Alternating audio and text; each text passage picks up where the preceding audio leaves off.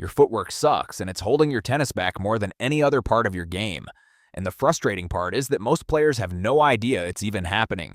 They blame their forehand. They blame their backhand. They take more lessons on technique. And the real problem, the thing that's making every shot harder than it needs to be, is that their feet are always slightly late, always slightly wrong, always slightly not quite there. Footwork isn't the boring part of tennis.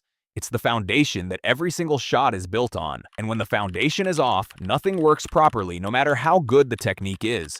5 things are wrong with your movement right now. Let's fix all of them. 1. You're waiting for the ball instead of anticipating it. Here's how most recreational players move during a rally. They watch the ball leave their opponent's racket. They see where it's going. They start moving. And they arrive at roughly the right place at roughly the right time. Maybe a little rushed, maybe slightly off balance. But there, that sequence, see the ball, then move, is the single biggest reason your footwork feels slow. Because by the time the ball has left your opponent's racket, the window to move efficiently has already been open for half a second and you haven't used it. Half a second in tennis is enormous. It's the difference between setting up cleanly and scrambling. The players who move well aren't faster.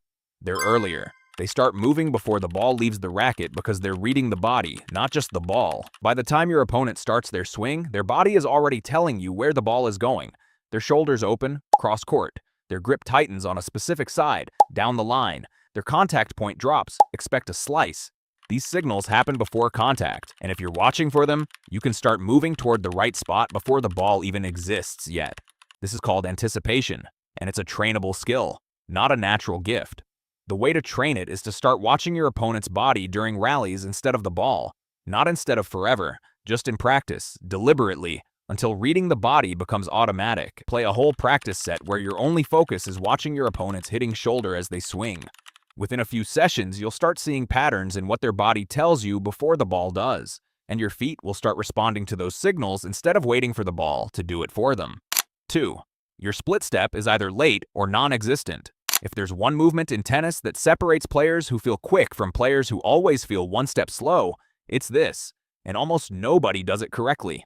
The split step is a small hop, not a big jump, a small hop, timed to land exactly as your opponent is making contact with the ball. When you land from that hop, your legs are slightly bent, your weight is evenly balanced, and you're loaded in both directions like a spring that's been compressed and is ready to fire. From that position, you can push off in any direction in an instant. Without it, your weight is either on your heels or slightly committed to one side. And that fraction of off balance is what makes you feel perpetually one step slow no matter how much you run. The timing is everything. Too early and you've already landed and started flattening out before the ball comes. Too late and you land after they've already hit and you're still in the air when you should be moving. The correct timing is to start the hop when your opponent begins their swing and land exactly at contact. That's the window. It's small and it takes deliberate practice to lock in. Here's a drill that works fast. Stand at the service line and have a partner hit balls from across the net without you needing to move much.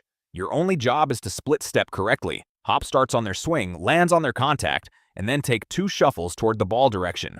Don't worry about actually hitting. Just the hop and 2 shuffles. Do 50 reps of that over 2 sessions and your split step timing will shift noticeably. Your whole movement will start feeling more reactive, more ready, more alive. And if you want to take your tennis to the next level, check out the Tennis Master Pack. A pack that includes the Elite Player Guide with technical and tactical tips, the Become a Pro Guide where you'll learn how to become a pro tennis player, a full week fitness routine to take your fitness to the next level, and a prevention routine to prevent injuries and enhance recovery. This pack already helped hundreds of tennis players. Get your clicking on the link in the description. Let's continue with the video. 3. You arrive at the ball, but forget to set up for it. This one is the most overlooked part of footwork at every level below professional tennis. And it's the reason so many shots feel rushed and awkward, even when you got there in time. Getting to where the ball is going is half the job. The other half is what happens in the last 2 steps before contact. Most players run to the ball, their big steps get them to approximately the right spot, and then they swing from wherever they end up.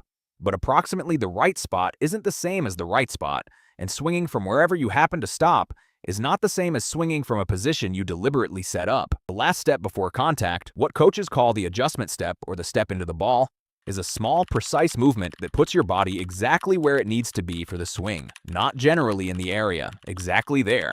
Front foot down at the right distance, weight loaded, balance centered. That one small step is the difference between a controlled, grounded shot and one that feels off even though you reached it. The reason players skip it is because they're so focused on getting to the ball that they run through the setup phase. They don't slow down at the end. The fix is to build a habit of decelerating in the last 2 steps before every ball. Run fast to the area, then take 2 controlled adjustment steps to position. It'll feel slow at first. Do it anyway. Your contact point will become more consistent immediately because your body is actually in a reliable place when the swing happens. 4. You hit and watch instead of hit and recover. This one is probably the most common footwork habit at recreational level, and it costs points in the most avoidable way possible. You hit a shot. Maybe it's a good one. Maybe it goes exactly where you wanted. And for a moment, maybe half a second, maybe a full second, you watch it. You follow it across the net. You wait to see where it lands. And while you're watching, you're standing still. And while you're standing still, your opponent is already winding up for the next ball. And by the time you start moving again, you're late. The rule is simple and it requires 0 technique to execute. The moment your shot leaves the racket, your next movement starts. Not when you see where it lands. Not when your opponent starts their swing. The moment it leaves your strings. You should already be taking the first recovery step before the ball has crossed the net. What recovery means specifically depends on where you hit from. If you hit from the corner, recovery means moving back toward the center of the baseline. If you hit from inside the baseline, recovery means stepping back to avoid being jammed. If you hit wide and short, recovery means sprinting back to cover the open court. Every shot has a logical recovery direction. Know what it is before you hit, so your feet start moving automatically the moment contact is made. Train this in practice by making a rule. After every ball you hit in warm-up, take 3 recovery steps before the next ball arrives. It doesn't matter if you actually need to, just take them. Build the habit of movement after contact so it becomes automatic. The players who get beaten by the next ball are almost always the ones who stood still after the previous one. Stop being that player. 5. You practice your shots but never practice your movement. This is the structural problem behind everything else, and it's so common that it explains why most players improve their technique in practice and then find it breaks down in matches anyway. A practice session where you stand in a comfortable position and hit balls is not footwork training, it's stroke training. Your feet aren't learning anything in that session. They're just standing there while your arm gets the practice. And then in a match, when the ball doesn't come to you perfectly every time, which is always, your feet don't know what to do, because they haven't been asked to do anything in months. Footwork only gets better when you deliberately practice it. That means movement drills with no ball, split steps, side shuffles, recovery runs. That means having balls fed to different locations, so you have to move to every single one. That means playing practice points where you're required to recover to the center after every shot even if the next ball doesn't make it necessary. Your feet need repetition the same way your forehand does. Probably more, because most players have been ignoring them for years. Dedicate 15 minutes of every session to movement only. No technique focus, no shot targets, no thinking about your swing. Just moving correctly. Anticipating early, split-stepping on time, setting up with the adjustment step, recovering after contact. 15 minutes, every session. Within a month, your shots will feel easier without you changing a single thing about your swing because your body will finally be in the right place when it counts. 5 things. Anticipate the ball from your opponent's body before it even leaves the racket. Split step on every single ball, timed to their contact. Take the adjustment step in the last 2 strides to set up cleanly. Recover after every shot before the next one arrives. And start training your feet with the same deliberate attention you give your technique. Your footwork is the foundation. When it's wrong, everything else has to compensate.